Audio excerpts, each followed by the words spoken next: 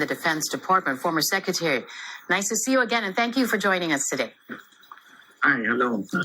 All right, so you've let's start off with this question, Secretary. You have led the Defense Department not once, but twice. You know this agency like the back of your hand.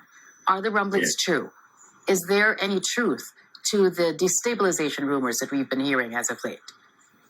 Well, I think destabilization is too serious a word to be used at this time. No? Although of course, there are some talks going on with the officers of the armed forces. Also because of the new law. I think corrective measures are already being done. The original content of the law is that so many of our officers will be allowed to have 2 and 3 year terms. This will disrupt in a major way the career path of many of our officers. That's why that has really triggered serious discussions. Fortunately, I think Congress is already acting on this problem. Then comes the sudden change of our chief of staff. I think there's no question about the competence of the officers involved. Both are qualified to be chiefs of staff of the armed forces. So I think shall I call it complaint, is not on the issue of competence of the officers involved. It's more on the process or the way it was handled. So to be sure about it, Mr. Gonzales, this is not about the president and his administration. This is about the change in the ecology within the organization because of this new law. Well, that in a way is you can call it the background on why these things are being discussed more seriously by officers, both old and young. As I said earlier, that may not really be a serious problem anymore because Congress is acting on it. The law is again being subject to discussions, and I think responsible members of Congress are listening to some officers as to the implications on the career part of our officers. Here's the thing, Mr. Gonzales, you and I were talking about it right now. But we have yet to hear from the palace about any explanation as to why there were replacements, as to why there were movements. Do you think it's imperative that we hear from the palace as to why this had to happen? Well, an explanation would be very nice. No? I think more than us hearing it, I think what is important is that according to the officials involved, they only learn these changes through social media. The National Defense Department, as I remember it, and the chain of command of the armed forces, they're very, very particular with process, with protocol, so that, it is very difficult for example, for a defense secretary to suddenly learn that there's a new chief of staff and him not being informed at all. And then normally, these changes have some sort of ceremonials involved. Before a chief of staff exits his position, for example, he would usually visit all the different commands in the different parts of the country to say farewell. This is a very formal institution. Even if, I'm sorry to cut you there, Mr. Gonzales. You're saying that these would you call it rituals or these processes, even if you're only an acting defense chief, it doesn't matter. These processes have to take its course. It normally does. As I'm saying, first time. We're having many first times these days. In the practice of, for example, changing the positions of people, especially in the armed forces. As I said, it's a very formal organization and justifiably so. Because giving orders or giving instructions to the armed forces, sometimes entails losing lives. That's why they want it to be very precise and very clear. Mm-hmm. This is no longer part of the discussion that we had just a while ago. This is no longer part of the law. This is about administration. This is about following protocol and following the law, the time-honored tradition within the organization. If that's not being followed, whose fault is it? Well, it's difficult to say, but what we are simply saying is that I think we have seen this kind of changes and sudden departures of officials early in the past months, and the talks behind these changes are not very good. It reflects of certain level of disorganization, and that is alarming to some. And when you talk about some sort of disorganization, do you look to the commander-in-chief for that? Well, that is really the tragedy of a president. Especially in our country, even a simple traffic accident sometimes is blamed on the president. And so? Yeah, well, right now, really, I think that I heard that the president is reorganizing his office. Mm-hmm. Right. Let's hope we'll see some improvement. I'm going to read a portion of the statement of General Faustino. He gave this after he stepped down and resigned. He says, in a portion, he says, he is fully cognizant of the selfless sacrifice and courage of our troops and civilian human resources. He says he cannot allow the AFP's reputation to be tarnished, maligned, or politicized. He said this after saying that the institution is a highly disciplined and competent organization that will survive under any given circumstance. He also said this after saying that in the statement that he only learned, as you correctly pointed out a while ago, that there's a new AFP chief from news reports and social media. What do you make of General Faustino's statement, Mr. Gonzales? Well, of course, those are very strong. I think he's trying his best to be polite, but I think those statements is very, the words he used there are very strong, and it reflects already the sentiment probably that's going around the officers' corps of the armed forces. I think it would be better or best, hopefully for the country and Malacanang, to take cognizance of these words. It's very important for our overall stability as a nation. Very difficult if the president will not take action in making sure that his officers are familiar with him and vice versa. Very important. As you said, very strong words. He says he cannot allow the AFP's reputation to be tarnished, maligned, or politicized. If that is happening as we speak, Mr. Gonzales, what are the ramifications here? What's the end game? What are we going to look at the end of this exercise? Go ahead. Well, let's wait for a little time, because those words are being said at a time of high emotional, reaction to, for example, it's really not very easy for the Secretary of National Defense not to even be told that there will be changes in the Chief of Staff, the highest position of the Armed Forces of the Philippines, and you have Secretary of National Defense learning it from social media. That's very difficult to swallow. We sort of laid the foundation a while ago at the start of our conversation, Mr. Gonzales, that, when you talk about this organization, the AFP, the DND as an agency, it's highly organized.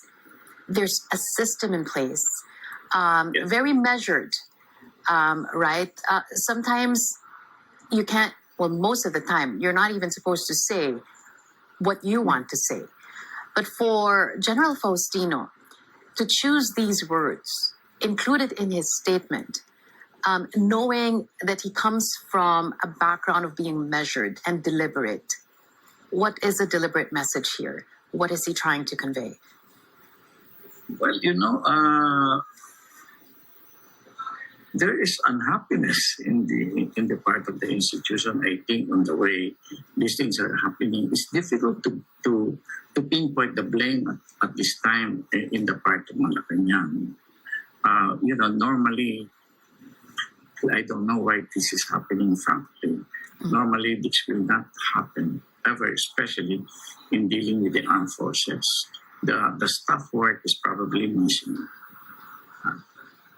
That's why the president, can you imagine the president coming from a foreign trip and immediately replacing the chief of staff and the defense secretary not knowing anything about it. That is very serious. And it has, or would you say that if it's serious now, and if you don't do, if it's not handled correctly, then it has a potential to be an even more serious matter. How do you think this should be handled before the situation gets worse or gets exacerbated? Go ahead. Well, the new defense secretary is known for being a hard worker, and he's a very obedient officer. So that's one plus for the president. Okay, I'm sorry to cut you there, Secretary Gonzales. We're going to go back to that point in a bit. Please hold that thought because we have this just in, and I want you to comment on this. Defense Department spokesperson Arsenio Andolong says about 7 to 9 upper-level defense officials have also tendered their courtesy resignations following the resignation of Acting Defense Chief Jose Faustino Jr. Andolong assures the public the agency's operations remain normal despite the sudden change of leadership at the DND. Let me get your reaction to that, Mr. Gonzales. What is happening? Well, if we are thinking of the Defense Department during our time, that will be extraordinary. But at this point, to see what is happening now is that for example, the former defense secretary, his undersecretaries are mostly his classmates. So it is not just the department that is involved here. The honor of a particular class has been affected. Very, very natural for them to all resign. They're all classmates of the secretary. I think they will really resign with him. So that is an added seriousness into this problem. And this is not just because some might say, this is part of how well-oiled the machinery is. It's gone beyond that. You think? It's human, it's actually the problem should have been solved by a simple understanding of human relations. And why do you think that's not happening if it's so simple as how you paint it to be? Well, I really, sorry to say, I won't have any explanation to this because under normal times, really, even if you're a president, you really go down to your, especially very significant institution under your watch. You have to know your people. You have to relate with them, not just as people whom you order things to, especially in the armed forces. You just don't order them. Of course, they will follow you. Whatever, they will follow. They will honor their pledge of obeying the commander-in-chief. But there's a difference between obeying because you are compelled and you are required by law to obey and obeying because you respect and you love your big boss. With the breaking news that we just said, several key officials resigning as well after General Faustino's resignation, do you think that that's the worst that we're going to see this in this whole saga of resignations? Is the worst over? I would think so. Because the Armed Forces of the Philippines and the Office of the Secretary of National Defense, part of their fundamental duty is to make sure that there is normalcy in government. They have to protect as much as possible whatever trouble the president is in. So they will try their best to normalize the situation. They will swallow their pride. They will sacrifice. What you will call jokes from friends. They will protect the institution. They will try their best to normalize the situation as fast as possible. That will be their immediate concern. That's on the part of the organization of Yes. the AFP. But on the part of the administration, on the part of the Office of the Commander-in-Chief, Mr. Gonzales, how do you then take back control of the narrative and rein it all in, start from zero, and move forward as one organization? Go ahead. Review the action of past presidents. For example, President Duterte, in the beginning, he was rumored to be part of the communist movement. And that is very, very serious as an issue vis-a-vis the armed forces of the Philippines. Then I think President Duterte recognized the problem and immediately, he went to the troops, he attends all funerals, birthdays, weddings, and then he visited his officers and then gave them a lot of benefits. I think you can say that President Duterte really spoiled the armed forces during his time. In the time of President Arroyo. Dinners are regular in Malacanang with the top officials of the armed forces. And the president visits the area command so frequently, trying to, as much as possible, every visit that President Arroyo did then, she will make it a point that she drops by the camps. Those are, not real policy requirements, but presidents do that. Those are models that I think the president can do now. And what does that tell us about this organization? Well, this, as I said, it's really human relations. They want to be familiar with their president. And that's all there is to it. I think, no, not really, but you see, our armed forces, I was heavily criticized. Former President Noynoy Aquino was very angry with me also because of this, but I meant no offense. Nadulas lang ako. I said that kahit aso ang ma-elect na presidente susundin ng armed forces because it's their pledge. I don't mean to insult there, pero nadulas ako noon. Medyo napadrama na ako. I really have a lot, and I'm very sorry having said that. But to illustrate to you, the dilemma sometimes that confronts the armed forces. They're happy if they stumbled on a president who cares for them.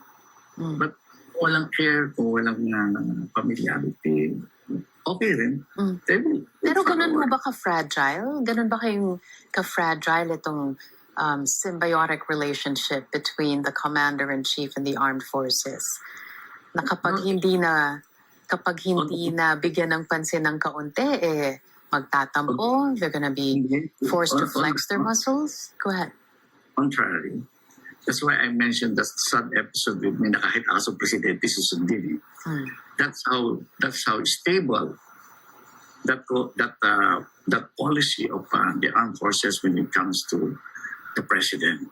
Kahit ano yan, susundin yan. All I'm saying is that if parang maganda naman ang sitwasyon, yung mga ginagawa and I'm telling you, those are not, I believe that I have seen several presidents. They all did that. They went to their armed forces and revealed themselves as who they really are. And well, very interesting. I just remember, very interesting that you say that in this era of Marcos Sr.'s son, Ferdinand Marcos Jr., considering the relationship that Senior had with the military during his time? That's a very different story. Although I think that very sad itong nakikita ko ngayon because hindi natin masyadong nakita how the old President Marcos, the father, won over the armed forces of the Philippines. Basta lumabas na lang, kontrolado niya. Ngayon, kung sasabihin natin na ginagaya ng anak yung tatay, what's really going on today? Why the sudden changes for example, in the chief of staff? I'm sorry to say this, but I think the priority or the primary consideration that we are observing from Malacanang, vis-a-vis important institutions like the armed forces, is that the primary consideration is loyalty, not competence, not love of country, but loyalty to the president. We're going to have to leave it at that. Former Defense Secretary Norberto Gonzales, there, also former National Security Advisor. A pleasure talking to you. Thanks for your insights. Really appreciate it. Take care, Paul. Thank you. Okay, thank you. Good afternoon. And good afternoon to you too.